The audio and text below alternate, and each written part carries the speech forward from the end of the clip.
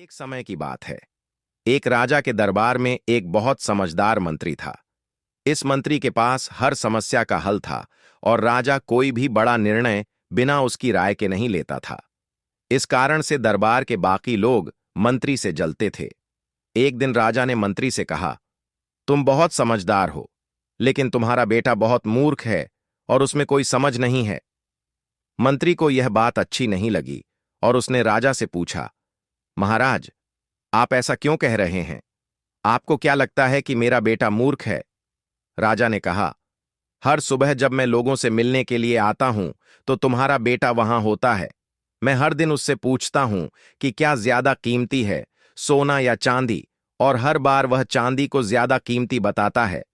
यह सुनकर दरबार के सभी लोग हंसी करने लगे और मंत्री को इस बात का बहुत बुरा लगा। बिना कुछ कहे वह सीधे घर गए और अपने बेटे से पूछा, बेटा, सोना और चांदी में से क्या ज्यादा कीमती है?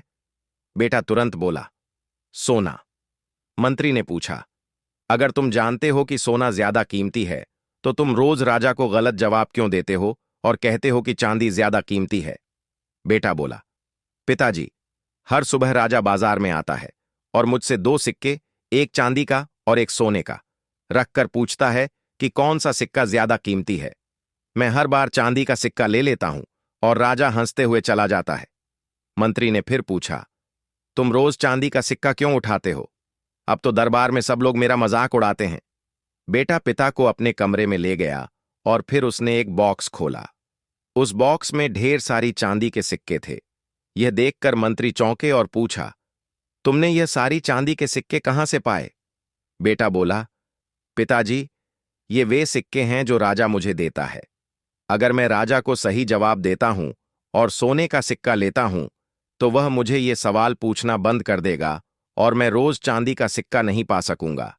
राजा को अच्छा लगता है जब मैं चांदी को ज्यादा कीमती बताता हूं और वह हंसते हुए चला जाता है। मैं नहीं चाहता कि मेरे रोज के चांदी के सिक्के रुक जाए, इसलिए मैं हर बार चांदी का सिक्का लेता हूं।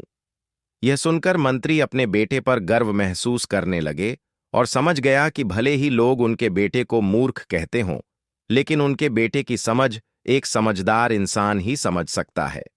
अब जब भी कोई उनके बेटे को मूर्ख कहता, मंत्री मुस्कुराते हुए चुपचाप चले जाते।